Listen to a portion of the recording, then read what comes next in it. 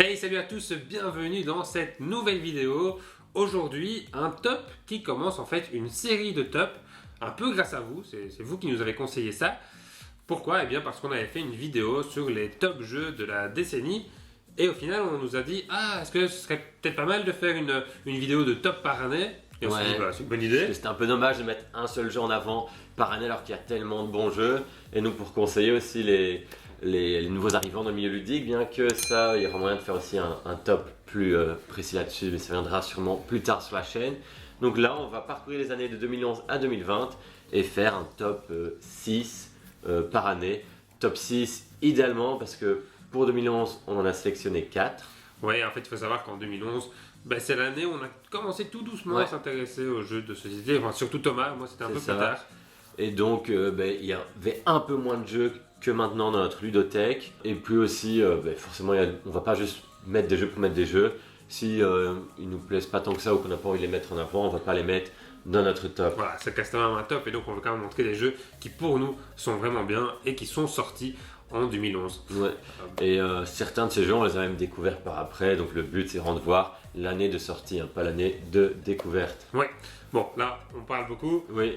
On passe sur notre top. Sur le concret. Mais donc, avant tout, du coup, oui, il y a des grands classiques dont on ne parlera pas. Donc tous ceux d'avant 2011. Il y a eu de très bons jeux. Il y a eu Les Aventuriers du Rail. Il y a eu le fameux Citadel aussi. Il y a eu Dixit par exemple en 2009. Donc, malheureusement, ces jeux-là, on en parle parfois dans d'autres vidéos, mais donc ils ne seront pas présents dans ces tops, bien évidemment. Je suis content pour Dixit. Après, on pourrait mettre des extensions, mais non, après, justement, on ne mettra pas non plus d'extensions dans les tops. Plutôt des autres versions. On ne fait jamais ça, ouais. Ça, oui, pourquoi pas. Allez, on commence tout de suite donc avec le quatrième meilleur jeu pour nous de 2011. Ça fait bizarre de dire quatrième, ça doit être le sixième. Oui, donc là on commence à 4. Et justement là on ne l'a pas. Donc c'est aussi notre particularité, c'est que oui, c'est des jeux qu'on a vraiment aimé, qu'on a kiffé jouer, mais ça se trouve, il y a des jeux qu'on a adoré jouer, mais qu'on ne possède pas, on n'achète pas tous les jeux non plus. Voilà, c'est ça qu'on n'a pas ou qu'on n'a plus. C'est ça. Donc c'est le cas du quatrième qui est Skull and Roses. Alors, Skull and Roses, c'est un jeu d'ambiance comme ça, où vous allez avoir plusieurs cartes, si vous voulez, plusieurs tuiles. Sur ces tuiles, il y a soit des roses, soit un skull, donc une tête de mort, exactement. Vous allez avoir qu'une carte en fait, ainsi avec une tête de mort. Et en fait, chacun son tour, à partir du premier joueur, on va devoir mettre donc consciemment une des cartes, une des tuiles face cachée sur son petit carré de jeu. Alors ensuite, c'est au tour du deuxième joueur. Et en fait, à la place de mettre une tuile, on peut dire arrêter et essayer de deviner le nombre de roses qu'il y a en jeu. Et alors après c'est un système d'enchères un peu à la poker menteur, donc il va y avoir beaucoup de bluffs évidemment. Et donc une fois que plus personne ne réenchérit, on compte. S'il a bon, il marque un point en retournant en fait son carré qui lui sert de terrain de jeu, en fait c'est une grosse tuile. Et en fait s'il marquera une deuxième fois un point, donc il aura 2 points, il gagne la partie. Et par contre s'il a tort, et bien à ce moment-là, il doit défausser une de ses tuiles au hasard, donc aléatoirement. Personne ne sait quelle est la tuile qui l'a défaussée, sauf le joueur. La tête de mort, parce qu'il n'y a qu'une seule tête de mort, il y a 3 roses, je pense. Oui, exactement. Ou alors c'est une rose qui l'a défaussée. Et donc on continue comme ça. Le jeu, et comme Thomas le disait, lorsque quelqu'un a remporté 2 manches, il gagne la partie. C'est ça, on peut actuellement tuer tout le monde, enfin éliminer tout le monde, si plus personne n'a de tuile aussi. Je pense qu'il faut le faire quand même, mais à mon avis, il y a souvent une personne qui élimine ainsi, et puis un gagnant naturel ou...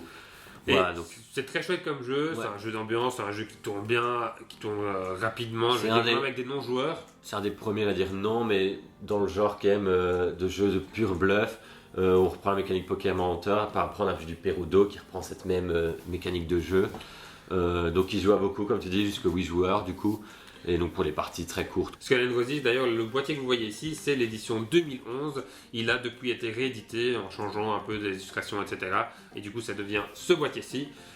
Mais voilà, ça reste le même jeu et il est très très cool. Numéro 3. Alors numéro 3, il s'agit de Small World Underground. Donc la deuxième version du célèbre jeu Small World. Alors on possède Small World. J'ai oublié de le prendre, pourquoi pas. C'était une bonne idée, mais non. Mais Small World Underground, on ne possède pas. Alors on y a déjà joué, enfin Julien non pour être honnête. Voilà. Mais il m'a fait confiance sur ce coup là. Alors il est très cool, la plupart des gens préfèrent le 1. Moi je suis hésitant, je sais pas lequel de je préférais. Mais donc pour ceux qui connaissent déjà Small World, c'est un jeu de conquête avec des peuples. Donc on va s'affronter entre joueurs, on va posséder un peuple qui a lui-même des pouvoirs, on va ainsi envahir des zones d'un territoire, d'un monde qui est trop petit pour tout le monde. Et ainsi à des tours de jeu, on va venir envahir les autres joueurs, prendre des nouveaux terrains, on va marquer des points par terrain que l'on possède et par pouvoir que l'on possède avec nos peuples.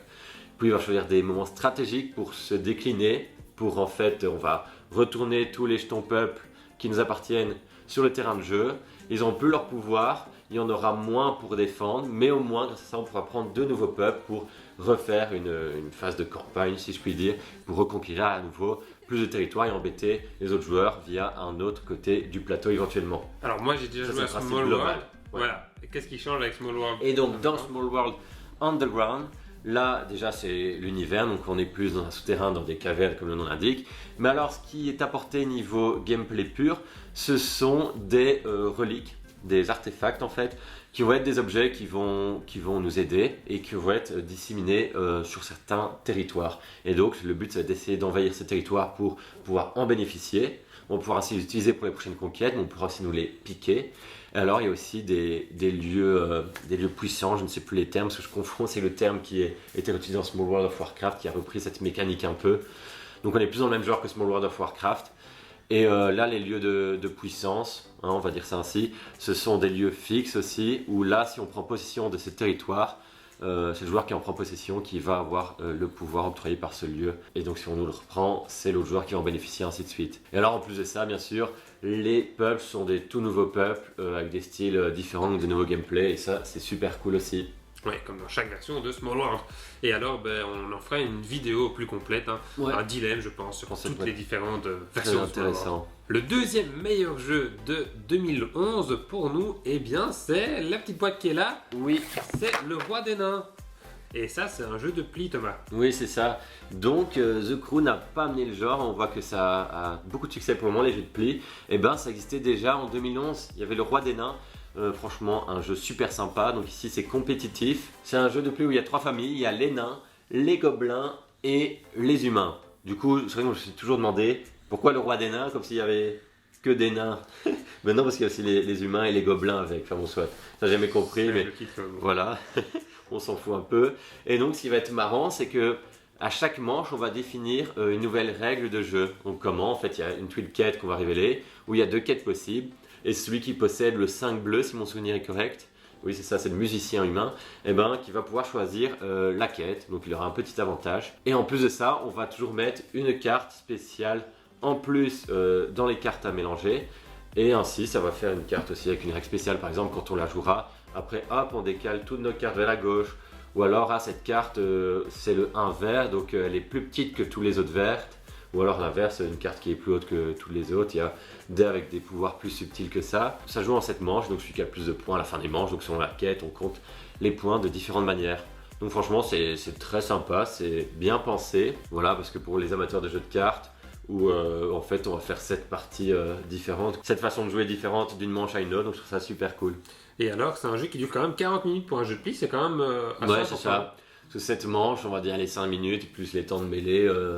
Ouais, ça doit être ça. Ouais, tout à fait. Et alors, je trouve ça cool, c'est que déjà à l'époque, on ouvrait la boîte de façon assez originale, comme ça, voilà, comme un livre avec un petit aimanté. Donc voilà, quand on parlait de belles boîtes ici, dans les dernières boîtes qui sont sorties, où il y avait un petit peu ce système, je pense notamment à la gamme Coffee Break, je pense, que j'ai aussi de Lumberjack Studio. Exactement. Ouais. Et ben voilà, ça existait déjà chez Yellow en 2011. Boîte qu'on aime bien avoir. Voilà, donc très cool. Le Roi des Nains. Ouais, le numéro 1, vous le connaissez déjà. Vous le connaissez déjà. Il s'agit de Seven Wonders, le jeu le plus primé, le plus acheté peut-être, je ne sais pas. On je sais pas si c'est le plus primé, le plus acheté, mais... C'était déjà le jeu qu'on avait choisi pour l'année 2011, donc forcément on l'a mis en numéro 1. Donc à chaque fois vous serez spoilé, hein. Voilà, ouais, je pense que le numéro 1 à chaque fois vous le connaissez. Voilà, d'ailleurs oui, on a oublié de vous préciser, mais donc l'idée on essaiera de faire un top par mois, donc au mois d'avril on mettra le top 2012, ainsi on arrivera comme ça jusque novembre pour compléter avec le top 2019, vu que le top 2020 a déjà été fait, bien évidemment. Donc Seven Wonders, s'il faut encore vous rappeler comment ça se joue et qu'est-ce que c'est comme jeu, c'est un jeu de civilisation où vous allez devoir créer votre merveille. Alors c'est un jeu de gestion de ressources, c'est un jeu de draft, c'est un jeu qui a comme ça remis au goût du jour le draft. C'est un jeu où donc au début, eh bien, vous allez plutôt prendre des ressources, des cartes en tout cas qui vont vous amener des ressources pour comme ça pouvoir dans les âges suivants construire plutôt des bâtiments, construire des meilleurs bâtiments, construire vos merveilles. Faire des combos avec le chaînage aussi. Ouais. Faudra gérer plusieurs aspects, ce qui est un aspect militaire pour s'affronter avec ses voisins. Il faudra construire sa merveille petit à petit, parce que ça débloque des bonus de plus en plus intéressants. On est obligé de faire les étapes dans l'ordre évidemment. Donc voilà, on a eu après plein d'autres styles de jeux, de jeux dans le même style plutôt, où c'était du draft pur. Je pense à It Wonderful World. Mais à chaque fois, ça a beau basé sur la mécanique de draft pur, on retrouve des jeux différents, vraiment dans la profondeur. Et ça qui est cool, c'est qu'on voit que ça a amené un genre qui est encore fort présent maintenant et qui pour autant ne s'atténue pas, quoi. Ouais. Et alors vous voyez ici que on a encore une vieille boîte et que si vous achetez maintenant une boîte de Seven Wonders, vous avez probablement plus cette édition et vous avez la nouvelle. Une version 2, du coup nous on s'est rué d'acheter la toute dernière extension qu'on n'avait pas encore. Mais cette boîte-là a bien veillé, oui, parce qu'on a fait une 50aine de parties. Je me souviens, on avait fait une fois un championnat où chacun avait pris les 7 merveilles, face A et face B. On avait fait 14 journées ainsi. C'était là, on était vraiment accro, c'est le mot. Enfin voilà, Seven Wonders, un excellent jeu. Un éternel. Et je pense que voilà. On en parlera encore dans 5 ans. Ouais, et je pense que vous ne direz pas le contraire. D'ailleurs, en parlant de dire le contraire, est-ce qu'il y a un jeu en 2011 qu'on a oublié qui devait être dans notre top? Oui. Bah, dites-le nous en commentaire. On a regardé un peu, mais donc comme on l'a dit, il y a des jeux on connaissait pas, mais je pense que Urkel a fait pareil lui aussi en 2011, mais je le vois, je le vois souvent passer. Comme vieux classique aussi, mais je sais pas du tout ce qu'il en est, donc ouais, moi non plus. Enfin bref, comme d'habitude maintenant, likez la vidéo, abonnez-vous à notre chaîne YouTube. Dites-nous donc si vous aimez ce concept, si vous êtes impatient de voir le top 2012, on espère. On vous donne rendez-vous d'office le mois prochain pour ça. Et alors, vous trouverez tous ces jeux dans la description de la vidéo si vous voulez vous les procurer, en espérant que tous les jeux sont encore édités à l'heure actuelle. Ouais. Salut à tous. Salut. Compliqué, hein. Alors c'est un jeu de